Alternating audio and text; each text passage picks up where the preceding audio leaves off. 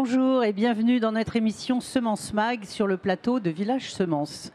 Aujourd'hui, le thème nous concerne vraiment tous, puisque de la terre à l'assiette, les goûts évoluent.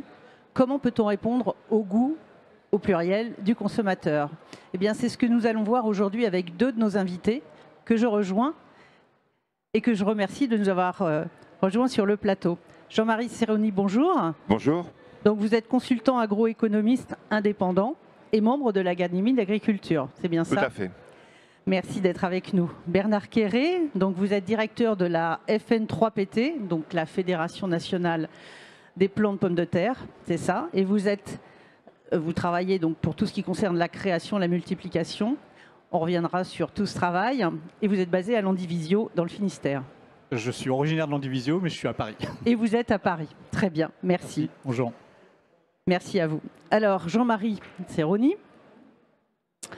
est-ce que vous pouvez nous faire, c'est un exercice difficile, je pense, un état des lieux de l'évolution du goût des consommateurs, parce qu'on a l'impression que ça change souvent. Il y a du avec, il y a du sans, il y a du bio, il y a du local. Comment ça évolue et est-ce que ça évolue vite? Est-ce que c'est figé? On en est où? Alors c'est effectivement une donnée qui est très importante pour l'agriculture. Et j'ai écrit un livre sur la prospective agricole, comment on pouvait imaginer l'agriculture demain. Et effectivement, l'alimentation, qui n'est pas mon cœur de compétence, je suis économiste, mais j'ai regardé ça de près parce que ça conditionne évidemment l'évolution de l'agriculture pour demain. Alors qu'est-ce qu'on peut avoir comme grande tendance? Je crois que d'abord il y a un effet quantitatif. C'est que la consommation, pour différentes raisons, n'augmente plus. Notamment parce que la population n'augmente plus. Pendant longtemps, on s'est laissé porter par une augmentation qui était liée pour beaucoup à l'augmentation de la population. Mais après, cette consommation, elle évolue beaucoup sous différentes formes. Ça évolue dans la façon dont nous consommons. C'est-à-dire le repas à la française perd de l'importance. Les façons de prendre nos repas changent. La façon de s'alimenter, de s'asseoir ensemble pour manger. On est de plus en plus à picorer, à manger à l'extérieur. Donc ça, et on ne mange pas la même chose. D'autre part, on évolue en âge. La moyenne d'âge de la France augmente. Donc moi, j'ai bientôt 69 ans. Je ne mange pas de la même manière que je mangeais quand j'avais 40 ans. Et mes enfants, qui sont des jeunes adultes, ne mangent pas de la même manière que moi. Donc ça, c'est une diversité croissante des goûts avec une individualisation, voire une personnalisation de l'alimentation. Parce qu'on avait l'impression qu'il y a eu la mode de l'exotique il y a assez longtemps, puis voilà. Du sans ceci, sans cela, sans OGM et avec. Et en fait, je crois qu'il y a une évolution un peu sociologique. C'est-à-dire qu'avant, la façon dont on mangeait était un peu l'expression du groupe social auquel on appartenait. C'est plus vrai? C'est beaucoup moins vrai et on s'individualise, on personnalise et on exprime un peu notre personnalité par l'alimentation, notamment le sang. Moi, je suis sans quelque chose, ou au contraire, je suis enrichi, enfin pas moi, mais ce que je mange, je cherche des choses enrichies. On a quand même l'impression qu'il y a eu des vagues fortes. Les gens ont beaucoup réclamé de bio, de sans pesticides. Voilà. Donc il y a eu d'ailleurs une montée des conversions en bio chez les agriculteurs. Et puis ça s'est tassé d'un coup. C'est peut-être lié à la guerre en Ukraine, à l'inflation. Et maintenant, les gens lâchent ça pour aller vers le local sans peut-être trop savoir ce que c'est. Voilà. Et il y a ce que vous évoquiez, cette dimension du bio qui a été beaucoup poussé par les pouvoirs publics, qui l'est encore dans la dernière loi. Il y a encore cette histoire de 20% de surface. On ne s'occupe pas du marché dans cette loi. On veut dire qu'il faut de la surface. Mais là, ça n'a aucun sens. On ne va pas mettre du bio s'il n'y a pas de marché. Mais par contre, il y a un impondérable, il y a un constant, il y a un permanent dans l'alimentation. C'est le prix, qui est un des premiers moteurs, un des premiers critères de choix, le prix. Et avec un Français, 15% des Français qui ont des problèmes pour s'alimenter. Donc dès que les prix dépassent, et c'est ce qui s'est passé avec le bio, dès que le prix monte de trop, il y a une chute de consommation. Alors on y reviendra parce que c'est un facteur important. J'aimerais savoir, Bernard Quéré, donc vous êtes directeur, je le reprécise, de la Fédération nationale des planteurs, pour les plants de pommes de terre, voilà. Comment vous pouvez répondre à toutes ces fluctuations? Mais avant ça, j'aimerais, pour les gens qui ne vous connaissent pas, qu'on précise un peu comment vous êtes organisé. La filière plants de pommes de terre, c'est quelque chose de très structuré, très organisé. Vous êtes, qui regroupe 800 producteurs, 60 collecteurs. Comment vous vous organisez? Alors, on est donc une fédération des producteurs de plants pommes de terre. On représente l'ensemble des producteurs de plants pommes de terre, ce qui dans notre monde agricole assez particulier parce qu'on est quasiment une des seules fédérations à représenter l'ensemble de notre corps de métier.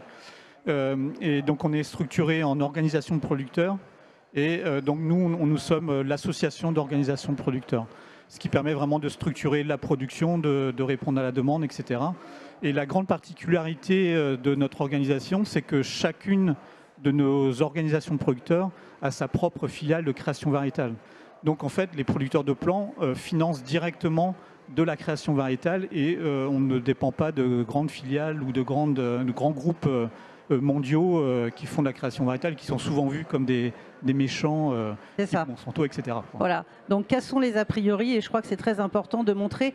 Et je crois comment vous êtes organisé, que cette organisation qui regroupe vraiment tout le monde doit être très importante parce que si je comprends bien ce qui se passe, il n'y a pas une demande, mais des demandes qui évoluent de plus en plus.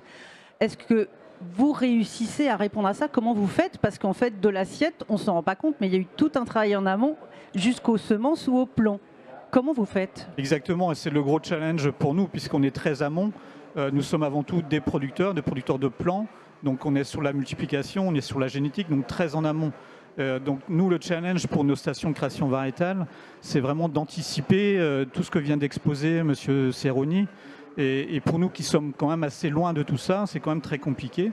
Et il faut ensuite prendre en compte tous les aspects techniques, puisque pour arriver à l'assiette, depuis la création et jusqu'à arriver à l'assiette, il peut se passer 15 ou 20 ans en fait. Alors j'aimerais justement, on s'en est rendu compte tout au long de la semaine, que notre société qui s'est éloignée de la campagne et des champs ne se rend pas forcément bien compte que le monde du vivant est très compliqué, que c'est un temps long.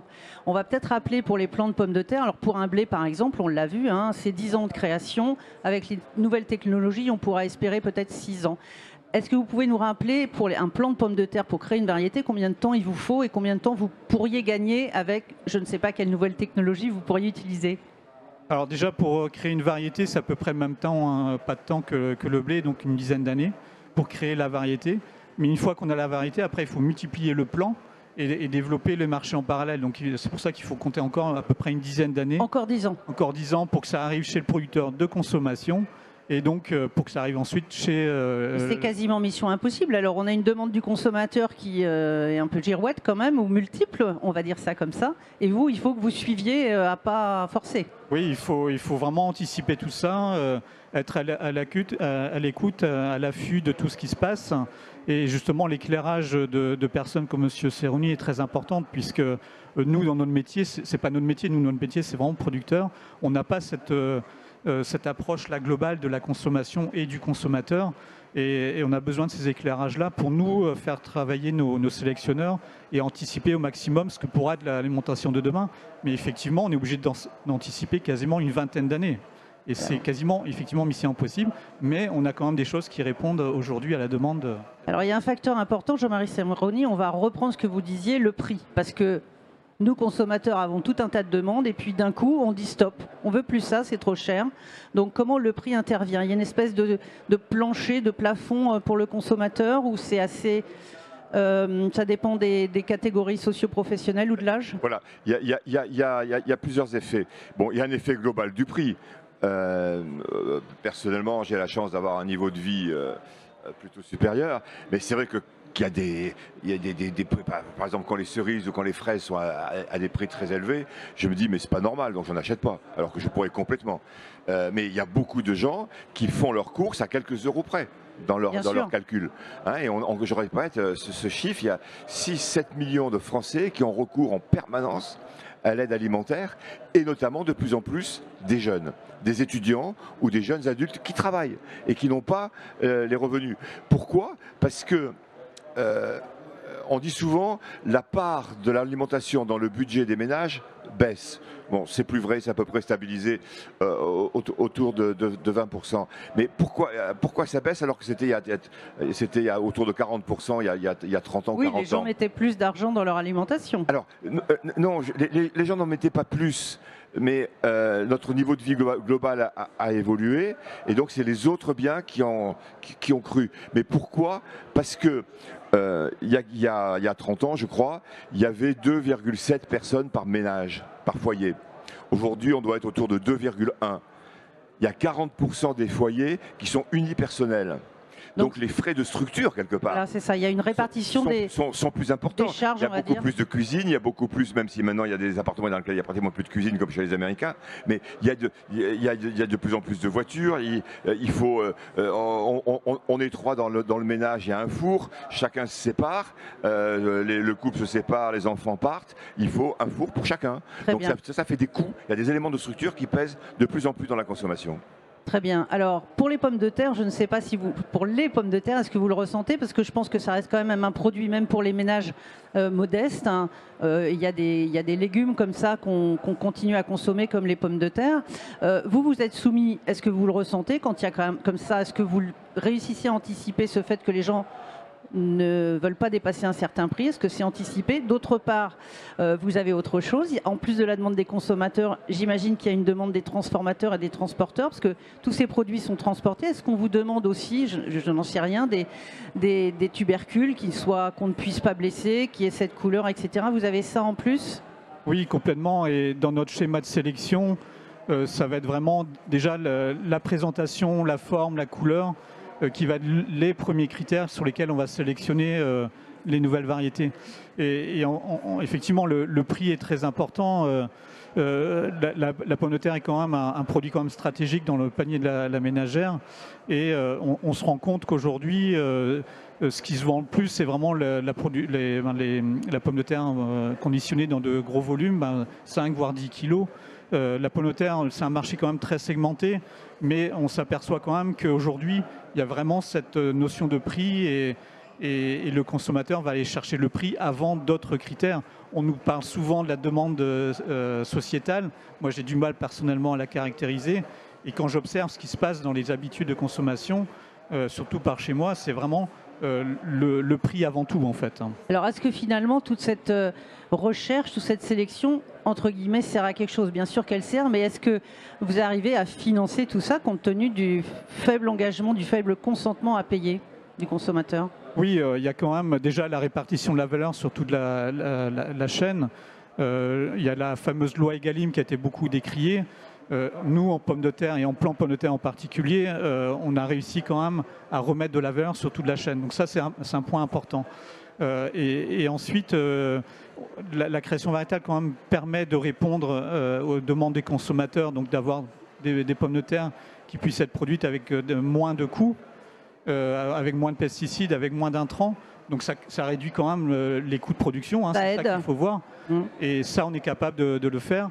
Vous parliez des transformateurs, on a quand même aussi une sélection vraiment dirigée et spécifique pour les transformateurs, pour avoir des variétés pour la frite, pour la purée, pour la chips, pour les flocons. Enfin, on a une diversité quand même de variétés aujourd'hui. Donc c'est très segmenté. J'allais vous demander au niveau du plan. Alors c'est très segmenté au niveau de la consommation. Pour les frites, par exemple, je crois qu'il y a une demande exponentielle. Au niveau des plants, les Français ne le savent peut-être pas, mais on est les seconds exportateurs, hein, c'est ça, de plants de pommes de terre. Bon, derrière les Néerlandais, mais on est quand même très bien placé. Donc on peut se réjouir d'une certaine excellence. Est-ce que du coup vous répondez aussi à des demandes étrangères et est-ce que ça rajoute des demandes différentes? Oui, complètement. L'export du plan pomme de terre, c'est un marché à part entière. C'est pas parce qu'on produit plus de volume sur la France qu'on va exporter. C'est pas du tout ça. C'est un marché à part entière. C'est complètement différent. Ce sont des idéotypes ou des types de variétés complètement différents de ce qu'on va rechercher en France. Par exemple, si je prends le cas de l'Égypte, on va rechercher des gros tubercules plutôt avec de la chair blanche. Alors qu'ici, en France, on va être plutôt sur des calibres moyens, plutôt chair jaune, de type chair ferme, qui est vraiment très particulier à la France. Donc on n'est pas du tout sur les mêmes types de variétés pour le consommateur, mais aussi pour le producteur. On a des conditions pédoclimatiques complètement différentes dans les pays sur lesquels on vend. Donc il faut que notre sélection réponde aussi à toutes ces demandes-là, bien sûr. Très bien. Alors compte tenu de toutes ces demandes, Jean-Marie Seroni, j'ai envie... Alors on se rend compte là on peut pas fonctionner en acteur seul dans une filière. C'est une filière en fait entière qui doit s'organiser pour répondre à toutes ces demandes. Ce qui se passe pour la pomme de terre, ça se passe aussi en vin, en produits laitiers, où il y a des filières qui ne sont pas organisées et qui peinent à, on pense au vin par exemple, mais qui peinent à comprendre le marché. Voilà. Je pense qu'il faut qu'on raisonne de plus en plus en filière parce que d'un côté, il y a la demande du consommateur et donc pour y répondre, donc c'est effectivement ceux qui sont en première ligne, mais ils dépendent de leurs approvisionnements. Donc c'est quand il faut évoluer, c'est toute la filière qui doit évoluer. Et on a l'évolution liée à l'évolution du consommateur français, mais du consommateur étranger. Et l'exportation, ce n'est pas le surplus de nos produits, c'est un marché en soi, vous l'avez parfaitement expliqué, qui a des demandes parfois spécifiques auxquelles nous sommes capables de répondre. Et puis il y a la deuxième et grande évolution, et je crois que c'est important pour la pomme de terre, me semble-t-il, c'est l'évolution du climat. La pomme de terre est très sensible, notamment aux questions de sécheresse, pour la qualité de la pomme de terre. Moi, j'habite dans l'Ouest. Le climat fait changer les techniques de production dès maintenant, même en Normandie, la verte Normandie. Il y a par exemple des cahiers des charges de production laitière où les animaux doivent être 210 jours dehors. Au pâturage. Au pâturage. Et bien bientôt, ça ne sera plus possible, puisque l'été, les pâturages, même en Normandie, sont trop secs. Il faut rentrer les animaux pour les nourrir d'aliments conservés, comme pendant l'hiver. Et on les ressort plus longtemps à l'automne, mais les cahiers des charges vont devoir évoluer, et ça c'est une affaire de filière pour s'adapter, parce que il y a des choses qui ne sont plus possibles, et parallèlement à ça, il y a des choses qui deviennent possibles. Si on prend le vin, on a une situation dramatique dans le sud-ouest. Pourquoi? Parce qu'en fait, on n'a pas adapté assez vite la production à la consommation. D'abord, la consommation baisse. Je suis bordelais d'origine, c'est un drame. Les enfants boivent beaucoup plus de bière que de vin. Alors c'est très bien pour les producteurs de malt, hein, mais voilà. Et d'autre part, avec le climat, on a des vins de plus en plus alcoolisés. La demande est pour des vins de moins en moins alcoolisés, de plus en plus une demande de sucrosité. Hein, les rosés ont du succès. Et les producteurs, et alors, en vin, c'est parfois des filières courtes parce qu'il y a des embouteilleurs, mais les producteurs ne s'adaptent pas assez vite à la demande à la fois les plants qui sont cultivés et les techniques œnologiques employées. On a quand même l'impression que selon les filières, c'est très différent. C'est-à-dire qu'il y a des types de production où on a su anticiper. Alors, qui a alerté? Est-ce que ce sont les producteurs de plantes, semences, les transformateurs, la grande distribution? Je ne sais pas, mais il y a quand même une très grande inégalité selon les filières dans la capacité à anticiper. Alors, je ne sais pas si c'est une inégalité. En tout cas, c'est une question de volonté. Et de se prendre en main. La filière laitière est très organisée et évolue. Il y a des filières de grandes cultures qui évoluent. Il y a des filières, pour moi l'élément le plus typique c'est la filière viande, qui a beaucoup de mal à s'organiser. On est encore dans des systèmes très traditionnels. On produit des animaux trop lourds par rapport à la demande. Et là c'est... Enfin, question d'inégalité. Alors, pour le producteur individuellement, il le ressent comme une inégalité parce que c'est pas lui qui fait bouger la filière. Mais c'est quand même une responsabilité collective. Et là, c'est pas une question d'inégalité, c'est une question de volonté de s'y mettre, quoi. Alors, Bernard Quéré, une dernière chose, Jean-Marie Serroni l'évoquait. Donc, vous anticipez ces demandes, vous êtes dans le temps long néanmoins, et il y a une donnée qui est énorme qui vient d'apparaître, enfin, il y a quelques années, c'est l'évolution du climat. Donc ça rajoute une couche de difficulté parce que ça va peut-être pas dans le sens du travail de sélection que vous faites. Oui, c'est vrai. Alors le maître mot, vous l'avez évoqué, hein, c'est l'anticipation et c'est vraiment la clé de nos métiers de sélectionneurs. Et concernant le climat, c'est l'effet sur la sécheresse, mais aussi sur des excès d'eau, il ne faut pas l'oublier. C'est l'évolution du cortège phytoparasitique aussi, donc tous les bioagresseurs qui augmentent et ça qui peuvent peut-être même évoluer. Il y a de nouveaux bioagresseurs qui évoluent beaucoup et de nouveaux parasites qui arrivent. Et nous, en plan, on est particulièrement concernés puisqu'on est sanctionné en fait. La certification, elle est bien basée sur la qualité sanitaire de nos produits. Donc il faut qu'on anticipe tout ça pour nos producteurs, pour le consommateur, parce que c'est une question vraiment de souveraineté alimentaire. Et alors, pour le coup, on a de la chance justement sur le marché export d'avoir développé des variétés vraiment spécifiques dans des conditions peut-être que demain, nous, on va avoir en France. Donc, on a ce pool génétique, on a cette base génétique qu'on exploite aujourd'hui, qu'on réoriente par rapport à la demande spécifique du consommateur. Donc, on a déjà, si vous voulez, la base génétique qui nous permet de travailler et de répondre à ces changements. Oui. Très bien. Le mot de la fin, peut-être, Jean-Marie Serroni, est-ce que, alors on va peut-être pas prendre comme modèle la filière plante pomme de terre, mais on a l'impression quand même que la prise en compte de toutes les données est quand même bien là. Voilà, pour moi, le maître mot, c'est effectivement l'écoute, la prise en compte des données dans les deux sens. C'est-à-dire que les filières agricoles acceptent que demain ne soit pas comme aujourd'hui et qu'on change nos techniques et que le consommateur comprenne, et c'est très intéressant ce type d'émission, qu'on travaille avec du vivant, que c'est compliqué et que tout ne se fait pas avec un claquement de doigts.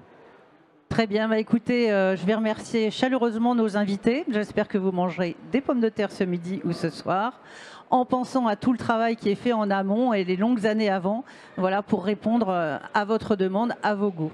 Je vous remercie et je vous dis à demain. Au revoir.